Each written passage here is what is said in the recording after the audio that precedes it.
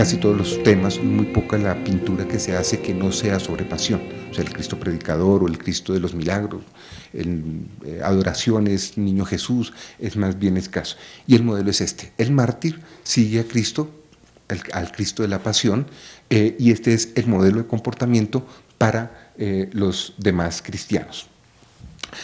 Esta pintura dominica también deja ver, también tiene ese carácter pedagógico que mencionaba hace un rato, en el sentido en que se muestra a un Santo Domingo penitente, con el purgatorio al fondo, bajo la idea que solamente quien purga, un poco aquí es donde se me une el asunto con el cuerpo social que hablaba hace un momento, la persona no solamente se mortifica a sí mismo, cuando se mortifica a sí mismo está mortificándose para la salvación de los demás. A esto es lo que me refería cuando mencionaba, no solamente se trata de una experiencia individual, sino se piensa, es en colectivo, en una experiencia colectiva. Y este es el sentido que tiene el convento en la sociedad colonial. Piensen esto, Bogotá tiene 16.000 habitantes aproximadamente a mediados del siglo XVIII, una ciudad que tiene para ese entonces más de 14 conventos, especialmente los femeninos. El convento no solamente es un espacio de salvación individual, sino es el espacio donde la mujer, o en los conventos masculinos, el hombre entra para infligirse dolor para salvar al cuerpo social.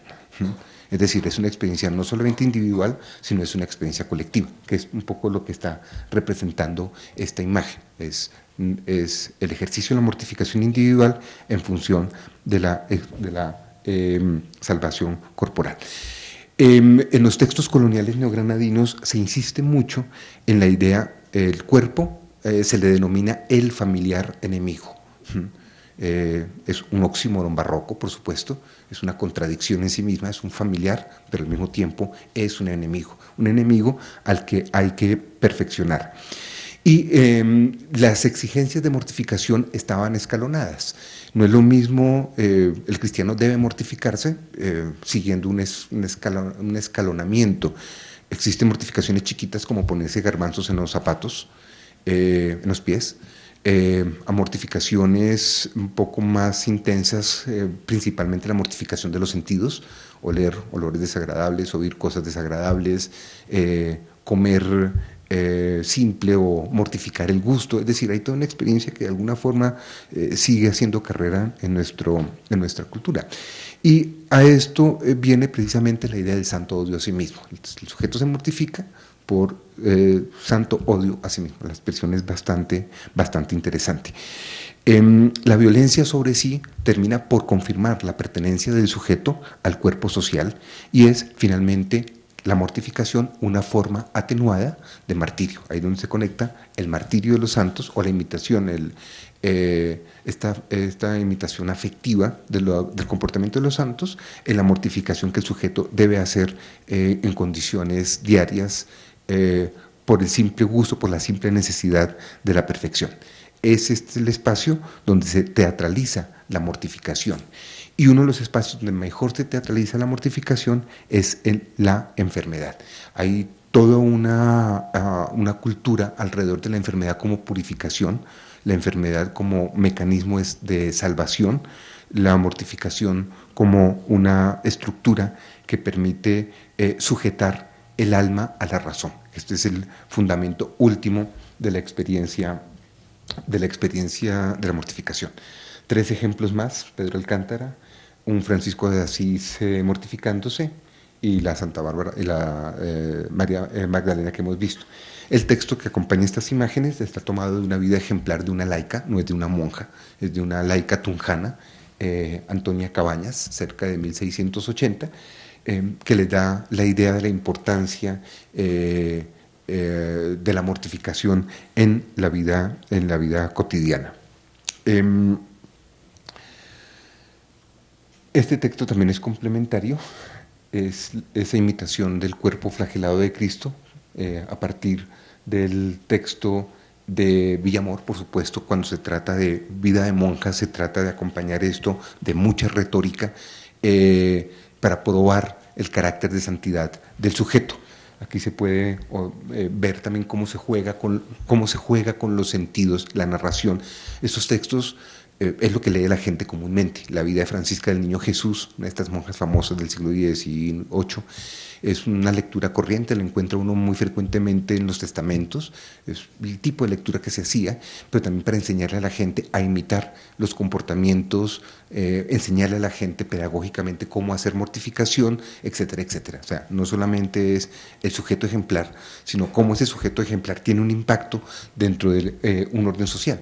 Por esto, y son textos que se hacen para ser leídos en voz alta, ¿no? Por eso juega mucho con los sentidos, ¿no? Se oye el,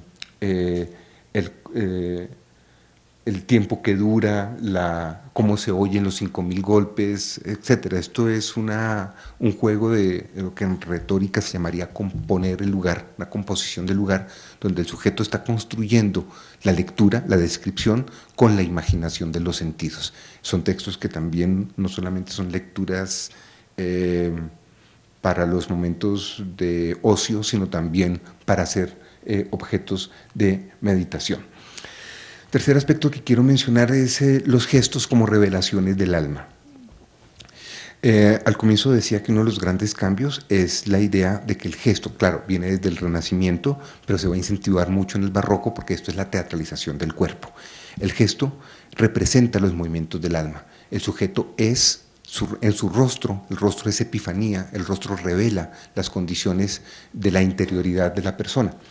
La pintura que, bueno, incluso lo tomó desde este texto de San Agustín, estas pinturas con los mártires con el verdugo son muy interesantes porque aquí se trata de reflejar precisamente la relación entre el vicio y la virtud. La virtud contenida en la santa, el vicio contenido en el verdugo. En la teoría de la pintura del siglo XVII, esto se le llaman cualidades de composición. De hecho, está establecido como para reflejar un determinado vicio o una determinada virtud, existe unos tipos de gesto. Las cejas arqueadas, los ojos metidos, la nariz aguileña, el pómulo saliente, el perfil, frente, los tres cuartos, la composición, el color, están en función de destacar ese teatro del cuerpo, esa gestualidad. En esta sociedad nada de esto sobra, ningún elemento sobra, todo está relacionado, y una persona cuando ve esta pintura por pura cultura visual, por la cultura visual de su tiempo, entiende qué vicios le están reflejando, qué calidades de composición o qué cualidades de composición están reflejando la forma como se establecen los gestos, como se establecen los elementos. El pintor, el obrador, lo que trata aquí es demostrar los movimientos del alma, especialmente en dos espacios, el rostro y la relación con las manos. Y es aquí donde entra, para poder entender las gestualidades, lo que mencionaba hace un momento, el sentido que tiene la modestia. La modestia, fundamentalmente en esta sociedad colonial, es el mediocritas, es la mediocridad, es el punto medio, es el sujeto que no se deja alterar en ninguno de los dos extremos, sino siempre está en el punto medio. La modestia es una acción del cuerpo, fundamentalmente, no es solamente un sentimiento o una virtud, sino que esa condición se refleja en los gestos, en la forma de mover el cuerpo, en la forma de gesticular, en la forma como se relaciona el rostro con las manos, con los brazos. Apoyo la imagen, este martirio de San Esteban, con un texto de Pedro Mercado, uno de los autores quizás más prolíficos de la colonia. No hay imprenta, pero escribió más de 24 libros, todos publicados en Europa. En este, que tiene una gran circulación aquí, El cristiano virtuoso, da un poco la sensación de esta idea de lo que es la modestia. Es decir, este cristiano virtuoso es una especie de manual moralizado, un manual de comportamiento, como le dicen ahora, un manual de comportamiento moralizado.